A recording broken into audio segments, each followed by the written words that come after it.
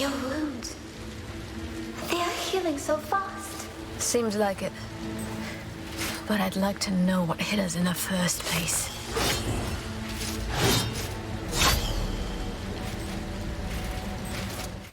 About a month ago, I made a first impressions video on Soulstice's demo. The game released at the end of September, and I finally played it in its entirety. To recap, Soulstice is a 2022 character action game developed by Reply Game Studio. You play as Briar and Lute, two sisters who are bonded by a mysterious ritual that turns humans into chimera. The sisters are sent off to the city of Ilden to take care of the sudden outbreak of Corrupted. My first impressions of Soulstice were mostly favorable. Although the game looks like it should be another Souls-inspired title, it actually resembles Bayonetta and Devil May Cry, among other obvious inspirations.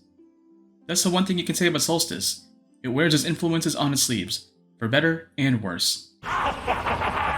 Don't just stand there!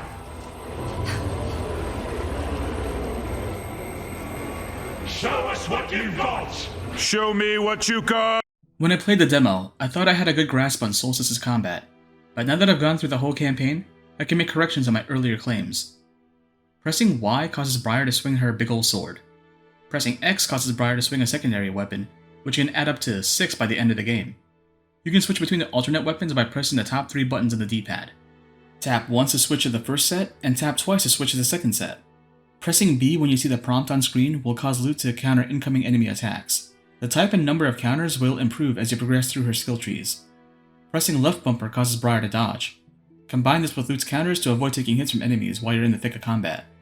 As you fight, you'll build up Unity with Lute, displayed on the top right of the screen. Extend your combos while avoiding damage to keep increasing your Unity. Once you hit certain Unity thresholds, you can unleash devastating finishing moves with your weapons.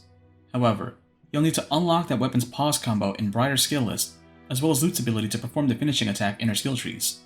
Get your Unity high enough, and you can activate Rapture Mode, the game's double trigger equivalent. Briar can zip between enemies in the arena and hit them with her hardest sword swings. Once the timer is about to end on Rapture Mode, Briar and Lute can finish it off with a flourish that changes based on the types of skills that Lute has acquired in her skill trees. Some enemy types are only vulnerable once you activate either a blue or red field by pressing left trigger or right trigger respectively. You'll also have to activate these fields outside of combat in order to progress while navigating throughout the city. Don't have a field activated for too long, or else Lute will dissipate temporarily, and you'll be unable to counter attacks until she recovers. So how does all of this play out in an actual combat scenario? Honestly, it's a mixed bag. I like the core concepts of combat. DMC Beosol combos with weapon switching while dodging away from enemy attacks to build up a combo counter. That's good. It's also good to have a double trigger that lets you throw out big damage. But I see where the game is going with its Unity system. Having to build up a combo counter to unlock finishing attacks on enemies comes from the Arkham games. The reason why finishing attacks work so well in the Arkham games is due to the inputs comprising of pressing 2 face buttons at the same time. You see the number on the top right get big and glowy, and you know that you can take down a single target in combat to make the fight easier. In Soulstice, you have to keep an eye out for your Unity icon to glow, and then you have to perform a pause combo during combat. Sounds easy enough when you say it, but some weapons take longer than others for the game to realize that you're initiating a pause combo. It would be fine if that was the only thing you had to pay attention to in a fight, but that's never the case. You're always swarmed with enemies at every fight, and they all want a piece of you. So you have to pay attention to every part of the screen to catch counter prompts while doing combos on the enemy you've targeted, while also making sure that they're not about to ruin your combo streak with their own attack, all the while hoping that you got enough Unity to DT. So far, I still think this is pretty manageable. But then you have to factor in the red and blue enemy types. They get mixed in with the common enemies, so you gotta activate the right field to deal damage to the right enemy. And then you gotta make sure that you don't keep the field open for too long, or else Lute will disperse and you won't be able to defend Briar from incoming attacks, which will reset your combo counter and lock you out of doing the cool attacks. Are you starting to see an issue with the combat in this game? How about if some of the bigger red enemies, after taking a thorough enough beating, will die and spawn blue enemies that you need to kill fast enough before they revive the red enemy and undo all your progress? How about if the meter spent on keeping up a blue or a red field carries over, so you need to wait out the meter buildup and then activate the field you want, which means waiting out artificial timers on combat? How about if the arenas in which you fought had environmental hazards, which you need to remember because they go off if you don't approach the blue mines with your blue field up, while the red mines will go off if you have your red field up? This game will turn you wall-eyed due to having to stare at different parts of the screen at the same time. There were some fights where I was in a room full of multicolored enemies, and they ended up tuning out of the combat because of the sensory overload. Just so many things to keep track of on a moment-to-moment basis. Here's where I give Soulstice a backhanded compliment. I think it's too in love with its gimmicks and their influences. So far, we've got Bayonetta, Devil May Cry, and Arkham mixing in the pot. Throw in the red and blue color coding of enemies from the Ninja Theory DMC, and then I slowly started realizing that this game was reminding me less of Bayo and DMC and more of another hack and slash title. This game is a Darksiders. Darksiders 1 at least. Apologies to Darksiders heads out there, but I tried to play the game about a year ago and dropped it. It's not that I hated the combat or the look of the game, but rather, I was turned off by its pacing. I move further into the game only to run into a door I can't open, so I do a bunch of gameplay challenges to open that door and continue the story. But then I needed to open another door, and another, and another. And these doors aren't always doors, but golems sitting in the front of large doorways that needed to be awakened by some challenge. I started feeling the same way with Soulstice. There are crystals in the game that block your path, and you need to activate your red field to destroy them. Simple enough at first, but then they introduced locks on those crystals that are spread throughout the level, so you hunt those down and break them to continue. Nice way to encourage exploration, but not too demanding. Then they take those red and blue explosive mines from the arenas and mix them in with the crystals. So now you have to make sure to turn off your red field before the mines explode, then turn it back on to break the locks. Alright, starting to get tedious. While you're doing this, you also need to activate your blue field to step on invisible platforms to help you up. Also, there are blue mines that will explode unless you activate your blue field and break them up, and they're also mixed in with red crystals. Is the whole game gonna be like this? And then, you get locks that prevent you from activating either field that you have to destroy before you can hunt down the red locks to destroy the red crystals. And then there are force fields that you have to activate to disable the barrier to move on. This is what I mean about it being a Darksiders. The devs wanted to put everything they love about other games into this one. And I get that. I love most of those games as well. But you gotta kill your darlings. Let's move on to the story before we get too bogged down in picking apart the gameplay. I'm pretty sure this game is going to end up on Iron Pineapple's Dark Souls-likes compilations, because he puts anything in there that looks vaguely medieval.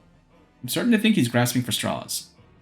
I said in my first impressions that Soulstice also gives off that vibe because of the obvious berserk imagery and how the environment art looks like Boletaria Palace in Demon Souls. But once you get hit with a story, you'll never make the same mistake again. Instead of getting pieces of information from item descriptions, Soulstice explains the how and why of its world and characters in great detail. Briar and Lute will make observations about the world as they progress, and they also get more info from their handler, who also serves as the game's divinity statue, or Rodan equivalent. We have run into some strange traps. They affected the spawn of chaos, and strangely they influenced us as well. Then they worked just as they were intended to. There are also points in the game where Lute will plunge into Briar's memories to reveal more about the events that led to their transformation. This is a clever way to work around a tight budget, without giving it away.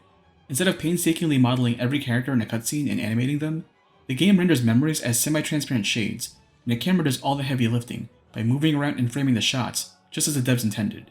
The presentation is fantastic for an indie game. The art style is fantastic as well. This is one of the better implementations of cel shading I've seen this current gen. Props to the animation team for the lavish cutscenes for the transformations. If you're sensitive to flashing lights, you might want to reconsider playing Soulstice. The plot's okay. It has a twist I wasn't expecting, but nothing ever knocked me out of my seat. How about the boss fights? They're also okay. Again, I can tell what games the devs like because I can see it in their own stuff. The designs and personalities of the bosses are fun, but they're all drawn out affairs because every boss has a shield you have to destroy in order to get to their health. Oh, and there's one boss that's definitely inspired by Devil May Cry. When I realized what it was, I was like, oh no, baby, what is he doing? Out of all the cool bosses in the series, why that one? Also, each boss has gimmick attacks that happen at every damage threshold, and they're all accompanied by meticulously animated cinematics. Cool the first time you see them, but every time you're doing the fight over and over again, you're probably going to end up skipping them. That's also an issue with the double trigger. Every time you pop it in combat, a long cinematic plays out. It cuts to a shorter version with every subsequent use of the ability, but it always ends up interrupting the flow of the combat. Oh, and there's also another version of the double trigger that happens if your health is low. I wasn't expecting Majin form in this game, but it's also got a gimmick that you need to learn or else you'll game over in the middle of a fight. See, I'm coming back to the core issue that this game carries too much on its back. I'm just a jerk-off who plays games and shouts into the void that is the internet, but I don't want this video to be completely negative over a new IP, especially for a niche genre. So I'd like to offer some constructive criticism as someone who's never made a game in their life. 1. Trim the fat. Take like 4 or 5 themes from your favorite games and work with that. They don't even have to be the games that I like, but keep the core gameplay simple. Think of it this way. You know that mission in Devil May Cry 5? I know you guys played that game, but I won't say how I know. But you know that mission where Dante finds a statue that's blocking the way forward, and the only way to progress is to take 2 keys to open up 2 locked doors that lead to a series of rooms where Dante fights through demons to get the blood sacks that he has to destroy so that the blood can fill up the empty pool surrounding the statue? That mission was a callback to the puzzles in past DMC games, and it was streamlined as hell. Keep that mission in mind when it comes to the combat to exploration ratio. 2. If you're committed to the blue and red field mechanics, have it so that the meter buildup doesn't carry over. I tweaked loot skills so that she wouldn't generate meter during fights, and I still had moments where I had to turn off the fields and wait for them to reset before getting back into a fight. 3. Give Briar a proper block or a better dodge. As nice as it is to have loot around to stall attacks and throw off basic enemies, it's really frustrating to see an attack coming but not have the ability to block it just because loot's already got our attention on 2 other enemies. 4. Sort of like how having Rapture Form tied to Unity changes how I use Double Trigger in fights. Instead of saving them up for stronger enemies, I just use them as I get them because there's no guarantee that I won't get hit and lose my chance a split second later. But I feel like even you guys realize how tedious the combat started to get in the late game with the bigger red enemies, because the latter half of the game has crystals in the arenas that automatically give Briar and Loot enough Unity to go into Rapture Form. 5. Thank you for making challenges accessible in the main menu, instead of having to play a full chapter out again, just to accomplish them.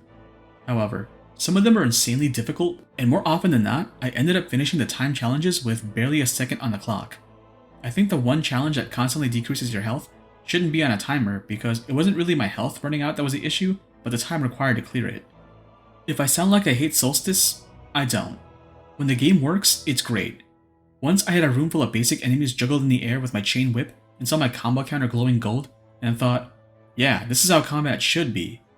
I don't know how I'll feel replaying the campaign with more skills unlocked, but there are also rooms like this one where I was just checked out because I had replayed it over and over again because I couldn't get a combo going for too long without getting hit from an attack off screen that didn't have a counter prompt.